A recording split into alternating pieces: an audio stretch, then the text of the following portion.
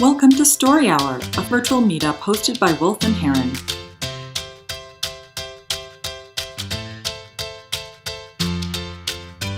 Hi, I'm Oakley and I love trash. Yes, like garbage, I'm obsessed. Smelly, stinky, beautiful garbage. I have a vision where everyone loves garbage too. Why? Well, because I know what goes into making trash. So let me explain. I started my career as a chemical engineer at BASF. BASF is a silent giant. They make something in everything. They make toothpaste, they make shoes, they make pigments, like pigments in paint, car paint, wall paint. And I found myself, while I was a chemical engineer there, in the pigment factory. Okay, I'm standing there with my pink hard hat and my steel-toed boots, covered in glitter and pigment. I look like I had just finished a holy festival, okay? And I'm looking around and I realize everything that goes into making just pigments. There's water, there's energy, there's passion of the people. A whole manufacturing site goes into making one ingredient in paint. Now imagine all the other factories that make all the other ingredients in paint, plus the shipping to get it to our door.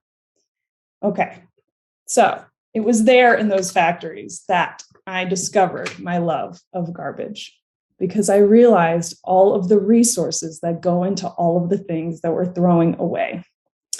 So take a moment and look around the room that you're in right now. Like really look. Realize that everything in this room comes from the planet Earth, had energy and water and raw materials and people to deliver it to you. Like, wow, do we ever stop and think about that? So I dedicated my entire career to this concept of circular economy. This is where it's regenerative for the planet. We don't just throw things away. We're able to get those resources back into the cycle. So now I talk to companies and individuals about how they create a circular economy. My vision for companies is for them to commit to making products that are robust and repairable and recyclable. My vision for individuals is for them to be conscious consumers. Next time you go to buy something or throw something away, think about the pigment factory and the resources it took to bring this to you. And my vision for the future is to create an economy that is regenerative for the planet, and trash is seen for what she truly is, a stinking, gorgeous resource. Okay. Thank you, Oakley. This was your, Mackenzie and Oakley, this is both your first time sharing stories. Welcome. We appreciate it. It's lovely having new storytellers. Okay. So Oakley, your story was 2 minutes and 52 seconds. Cool. Thank you. So let's start with what worked. What was really good about Oakley's story? Sarah, go ahead. And then Molly. Per the usual, I always jump in first. Well, I loved your questions. I loved when you asked me to look around the room, because then that made me pay attention. So that sort of woke me up a little bit. And I was like, oh, wow, that's really interesting. I think your pacing was really good. Great, in fact. And I love how at the end of the story, you asked me to remember as a reminder to think about the pigment factory. So like at the end of the story, you brought me back to remembering this very visual story you told about standing. And I love the hat when you put on your hat, which is awesome because it's pink. And I think that how you started the storytelling about where you started with ASF, and then you now have you learned a lesson, and now what you're doing is making the world a better place. I think it was all amazing, and I don't have any way to improve it. It was awesome. Great work. All right. Thank you, Sarah. Molly, you had a thought. Yes, I agree with everything Sarah said. your use of props, like the visual analogy of the sparkles in the pigment section, just the pacing, yes, from the micro to the macro, helping us shift back and forth and hone our vision to really get inside the way you see things. I was looking through your eyes, and then exactly right, Sarah, bringing me into my own space. So it applied to my own life and I could viscerally feel it. I actually started feeling really overwhelmed in that moment, like the bigness of things, which I think is what you wanted, right? Is the importance. So I was viscerally feeling as a result of the techniques you were using. Yeah, and just the way you tied it back to vision, like up, up, up, up. Beautiful. Awesome. What else worked about Oakley's story? Go ahead, Chris. I just thought it was very genuine. Like from the first time she said, "I love trash," I was like, no, she actually means it. Like, she actually like it.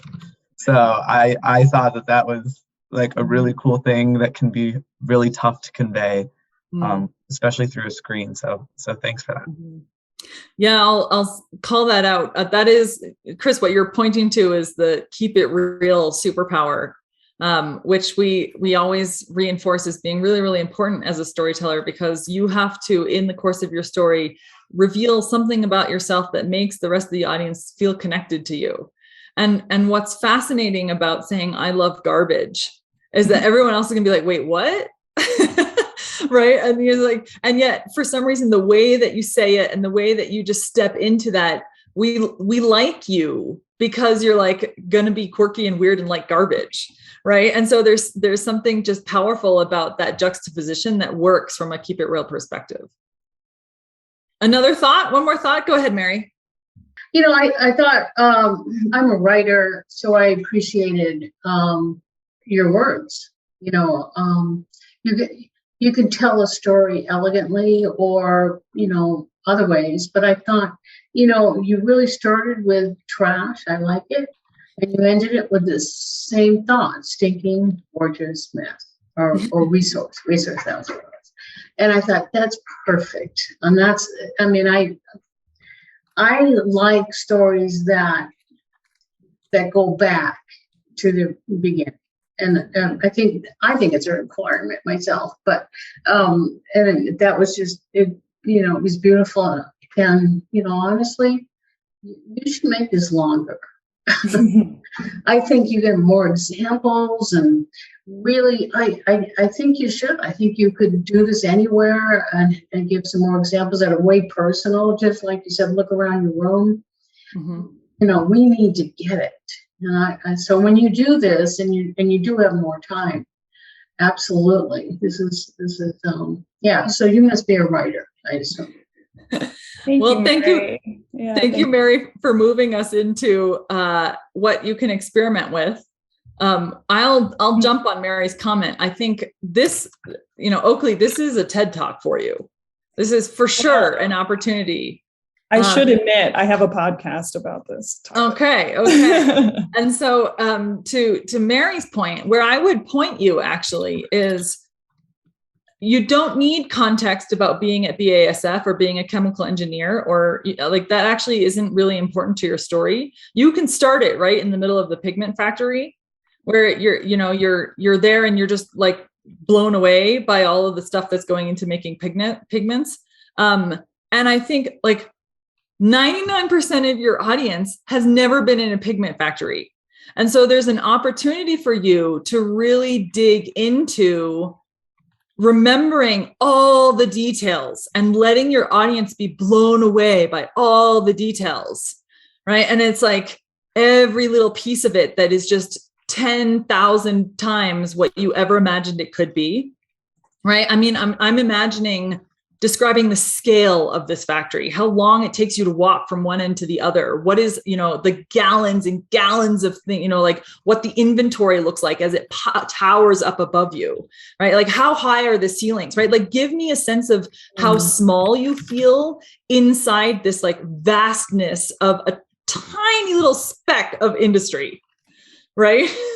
Right. And so I think there's, an opportunity for you to expand that pigment factory scene into more of the details, more of the feeling, the emotional, physiological experience of it, like, is it crushing you or is it expanding you? Right. And are you getting hot or cold as you're in that space?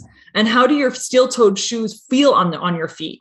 And does that pink helmet, like, is it comfortable or is it making you uncomfortable? Like, all of these details that really get us into that experience, because that experience is what was so formative for you and is what you can translate and make into an experience for your audience and let it be formative for them too.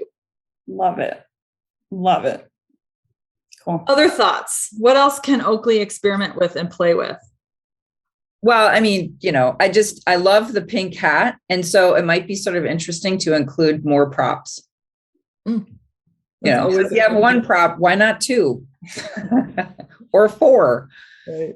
But because I thought that the prop was really fun, to have. And it's funny, Stephanie, you were saying about it being a TED Talk, like I could see there being a podium or something that's hiding all of these props, and then you're just pulling them out and putting them on. And I think, I don't know, that would just be, the cherry on top, I think. Cool. I think what you're commenting on there is the props are also part of what makes it feel really authentic and real for you. Oakley, it's like, it gives us a lot of sense of who you are, like your personality. And so it's just, Sarah says, hey, it worked. Why not lean into it?